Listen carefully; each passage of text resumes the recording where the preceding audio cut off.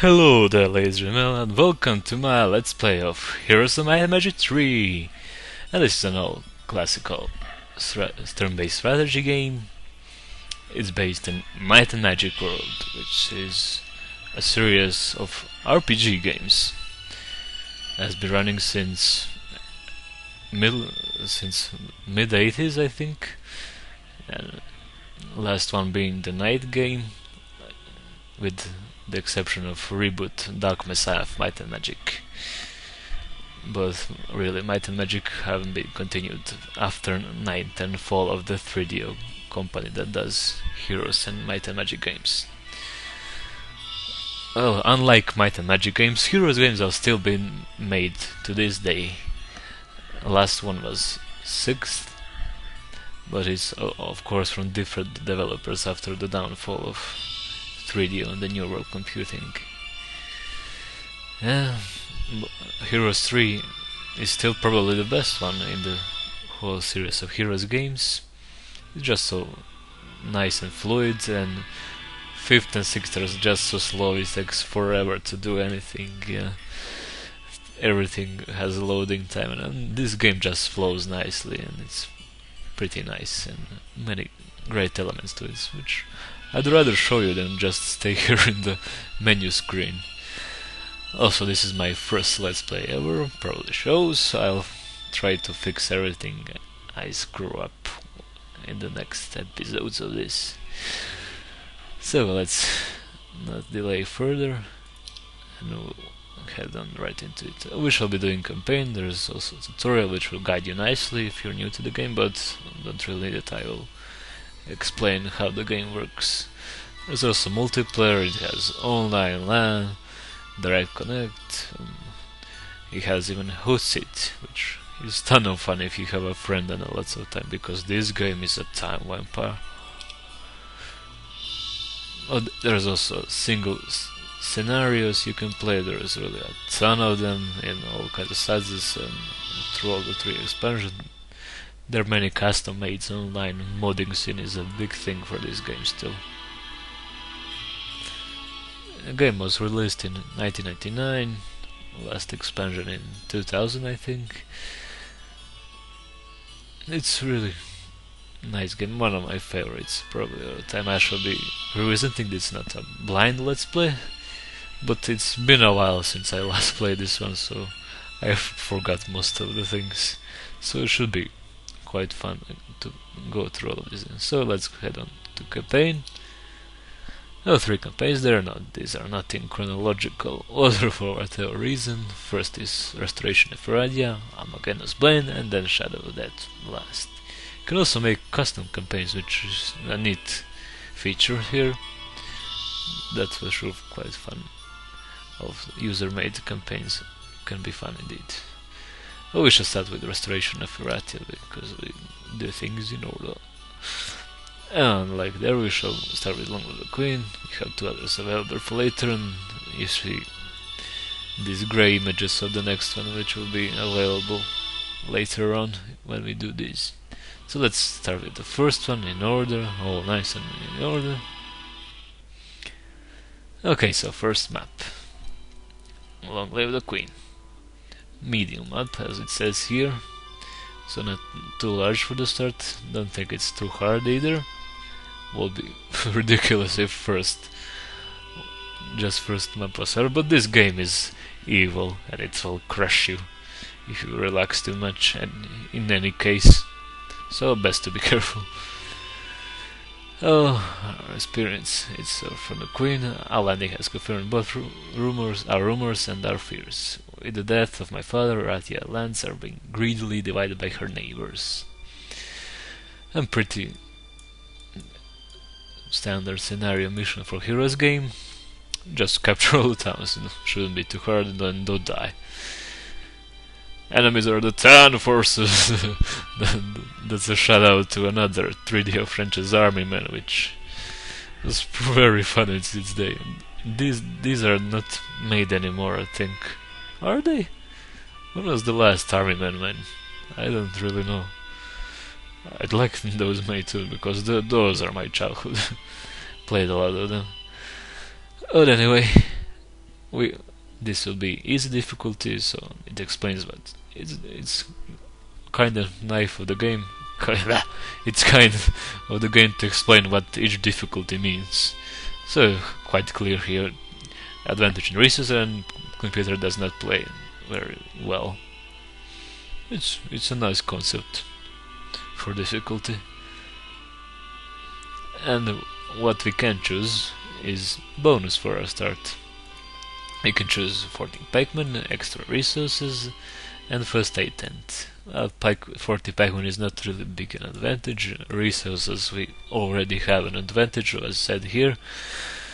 And first aid is actually kind of neat because you can, in this town we play, in this campaign, you can buy it from your town. You have to find it on map, and we get it even for free this time right from the start. So that's quite neat. First aid basically heals your 1 unit per turn to not full health, but heals a random number of health, I think, based on your skill for first aid.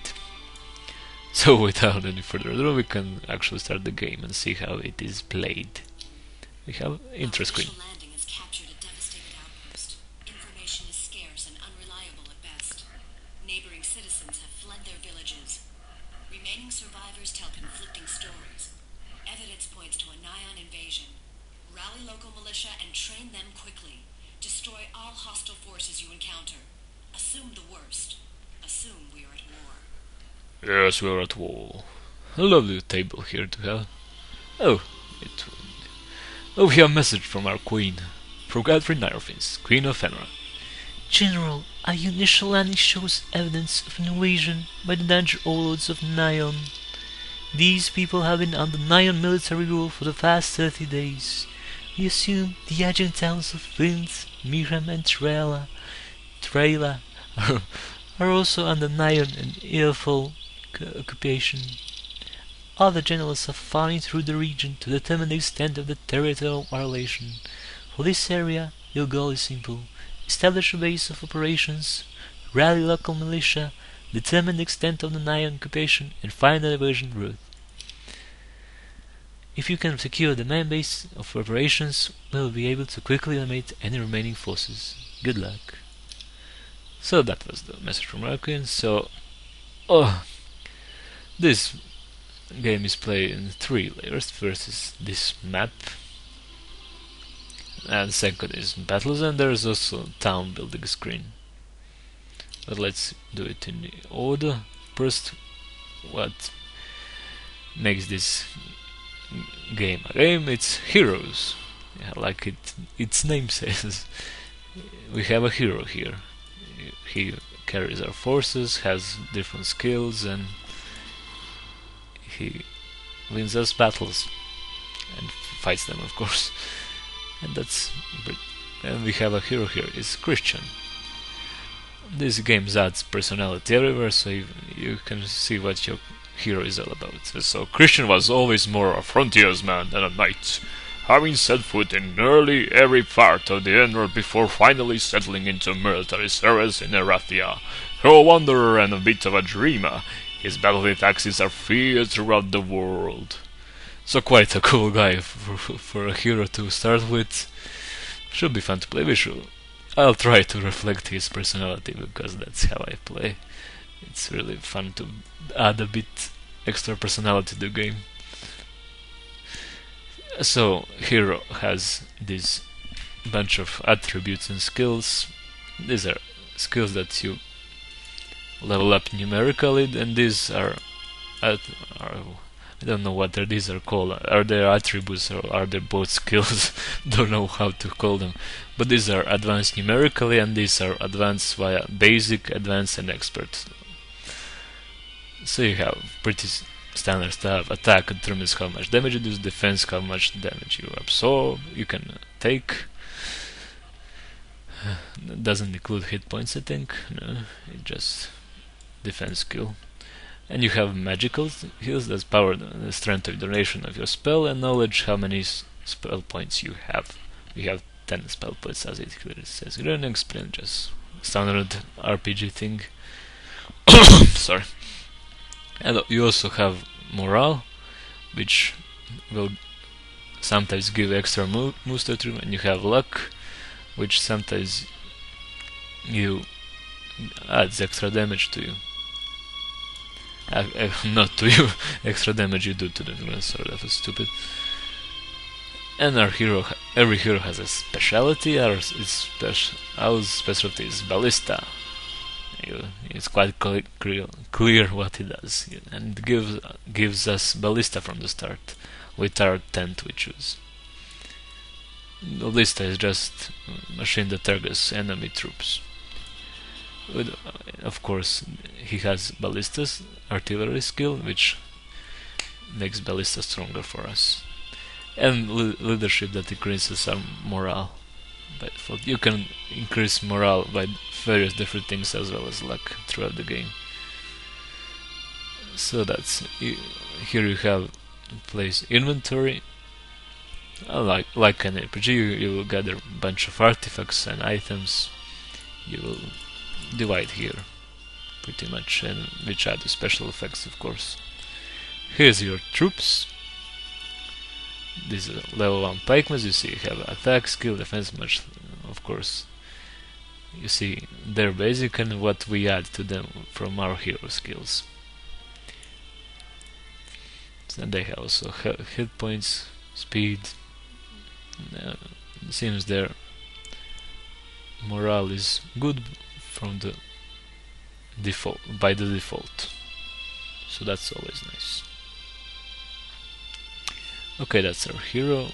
We have here some quests, random quests you go through game. Don't really have to do any in campaigns. So let's head around. I believe you move around this map. These are usually hostile troops like this, but I don't think these are, because they will kill me if I attack any of them. I think those are friendly units that will join me. Yes, they will join me. Yes, of course. Come right. I could attack them and kill them if I wish, but not really need. Better to have all these troops. Let's head into the castle to show you this part. Well, here you have a building screen. You see here a bunch of already existing buildings we can buy. If we go to the Mages Guild, there's forts, there's a place to recruit archers, pikemen and griffins. Those are fun things. And we can buy a spell book from the Mages Guild, and it gives you, every time you build a new level, gives you a bunch of random spells, so it's always a bit different every time you play and every Mages Guild you build. So we have here a bunch of spells which I will show you later in battle, probably better place to show it. Now we already have here some units in this castle. Shall we join? Can these be upgraded? No, these are just upgraded. Halberdiers are just upgraded pikemen, as well as marksmen are archers, and these are basic swordsmen. Probably upgrade those soon. We'll just use them to the best of our abilities.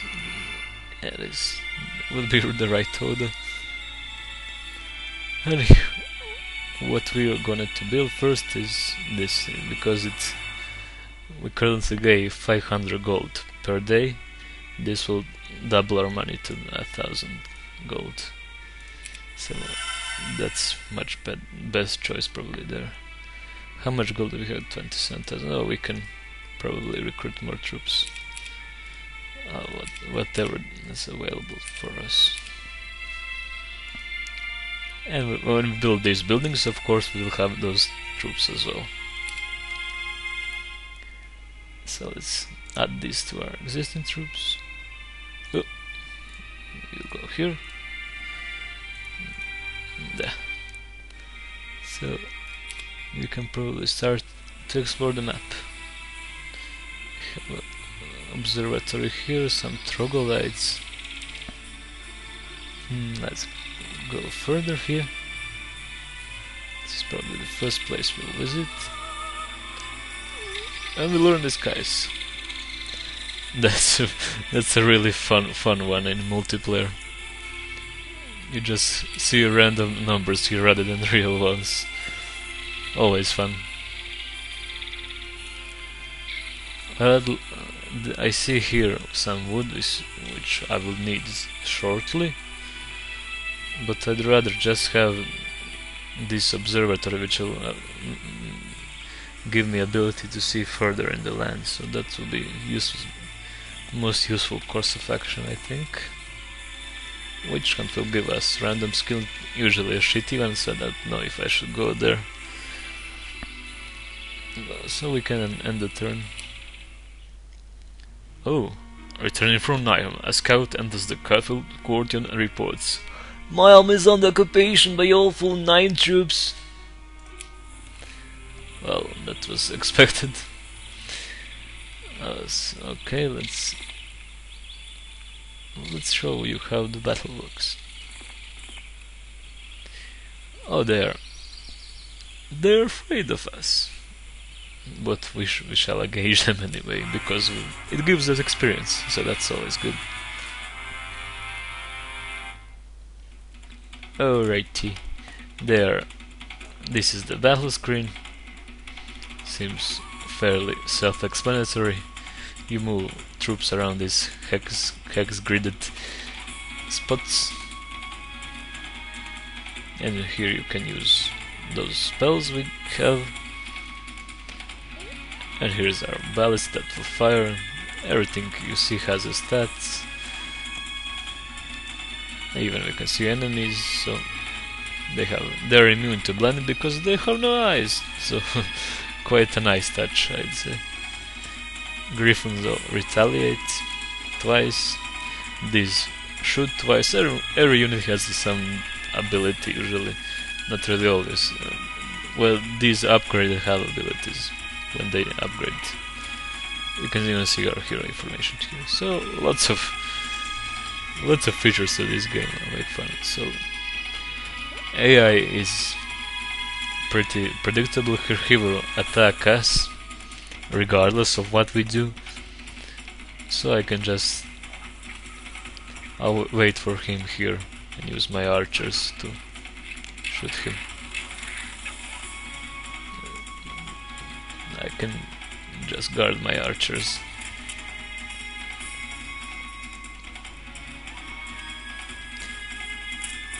And you see that AI will come to us. Don't really need to use any spells, better to save spell points. We have ballista. No need to attack with them. And we killed them all flawlessly. We get experience, you see statistics, and that's all. So, fairly simple. So let's look at the map a bit. Oh, gold mine, that should be useful. Not really all that common.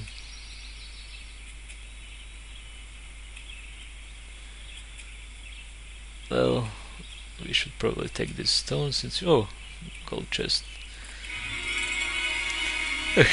This chest in Heroes give you a choice. You can take the gold for yourself or grant it to peasants for experience. I don't know how giving gold to the peasants makes someone more experienced than anything, but whatever. I won't argue with that. But we could actually use experience rather, because we have 10 of gold. And this will level up us. There you see how it works. You get a random skill in these numerical skills, and you choose between the two. Scouting is just makes us see further in the fog of war. Not really the most useful thing, but we can advance our artillery to make ballista stones. That's probably a better choice. Yeah, so what should we do next?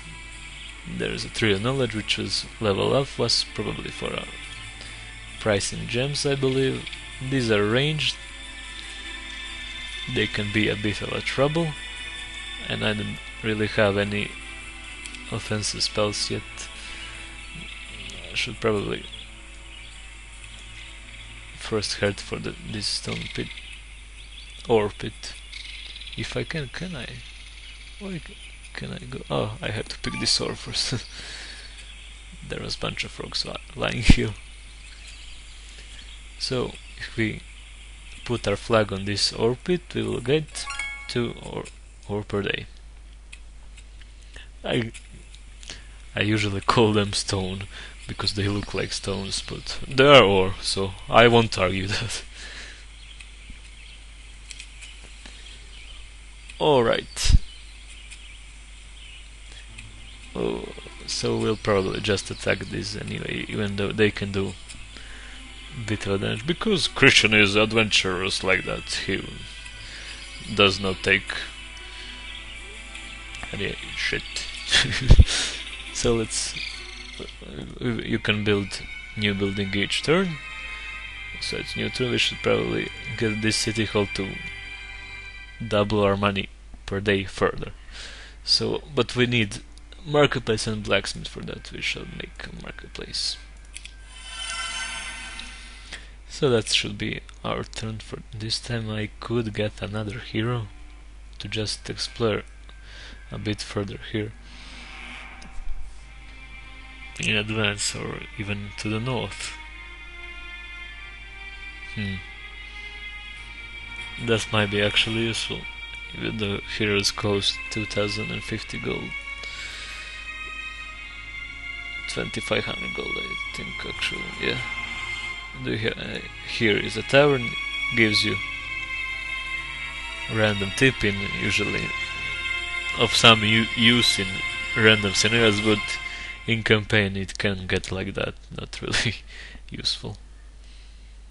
Yes, the Static is capital of this Erathia, which we are trying to fight for. We must liberate it from evil forces.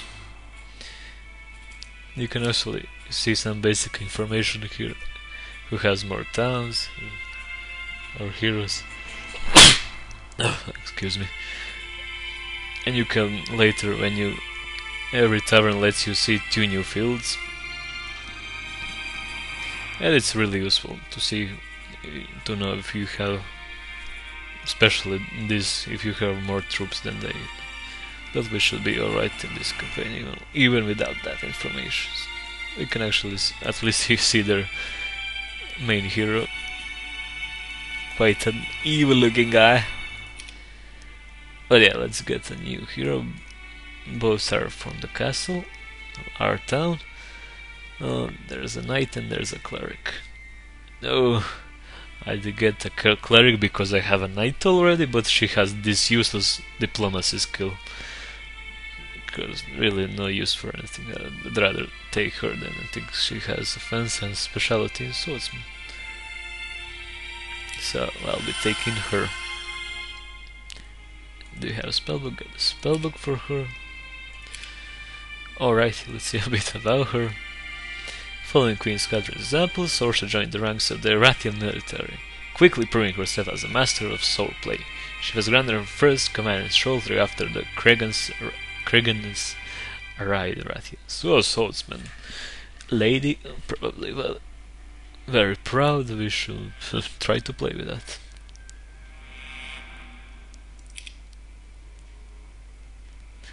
Alrighty then. Let's. I don't think if she can take on these troglodytes. Well, we can take this gold here.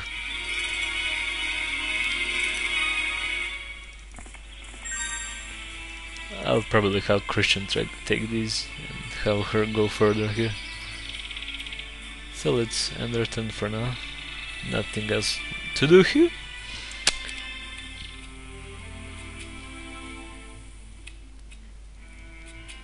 Alright then. Let's. Oh, we don't actually have to attack them. That's probably better. They can do unnecessary damage. And now we have a pikeman will join us. This is basically like the buildings in the castle we can build, but on the map. So that's extra recruiting power for us here.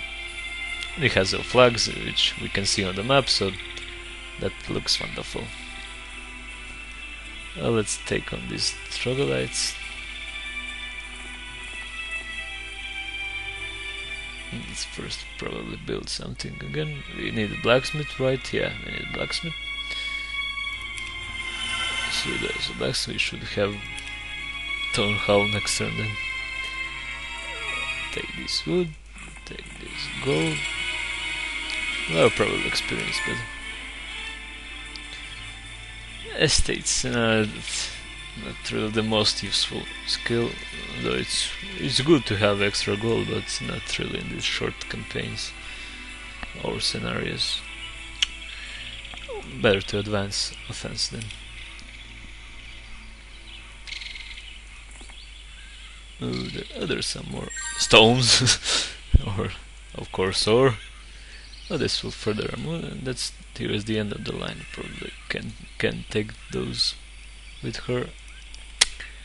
So let's another turn. Oh, one of our aides approaches and hands you the scroll. Mention that the scout who just did it was suffering from numerous injuries. You unfurl and read the scrolls. Plymouth is occupied by youthful troops. Okay, all expected. Not really much I can do about those. Oh, nice to keep me informed. Yeah, let's engage, and extra experience is always good. Dun dun dun. And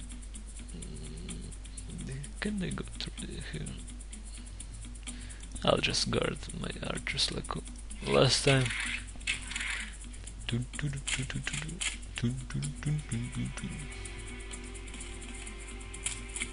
Oh, they're going down. Should be over next turn. Yeah, ballista fires twice now. Because advance first kill, of course. Should be dead now, yeah. More experience. And we now have 2 wood per day and 2 ore per day, so that we need those for buildings.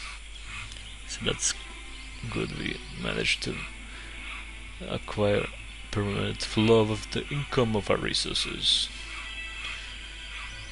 Then I should probably go north with Christian, because not much to do here except the sun will. So let's head on north. This increase our movement for the week. Oh, windmill gives you random resources each week. You just have to remember to visit it. Not always worthwhile, but useful to get extra resources when you need it. We can see which skill will this give us. Will this witch hat give us? Rather not give Christian a useless skill. We shall use our puppet. You're just our servant for the great Christian. Oh. So, we can build something. Probably we can build city hall now.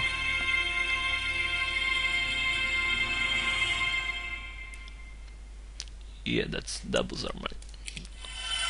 Always good. So do we see any enemies? No, not any enemies yet. Yeah, probably. Let's end turn.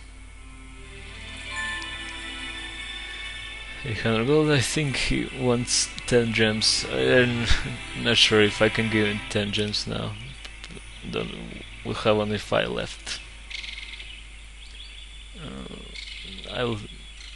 I'll take our servant to visit Waterville, which works pretty much like windmill.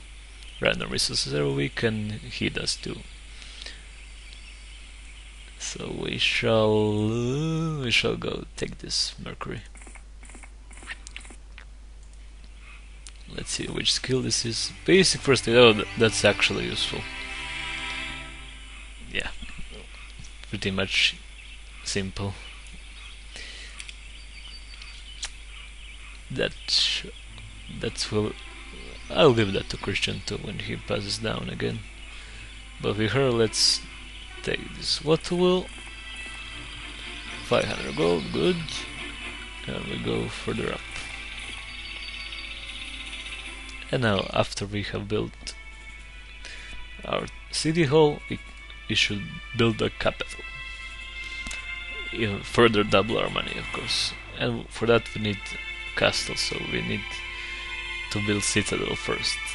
And this gives us more population for our troops to grow, as you will see here. See how numbers increased. And give us extra defenses if enemy forces attack us. So, quite nice. I should probably end it here. I'll see you next time. Let's play Heroes of Might and Magic 3.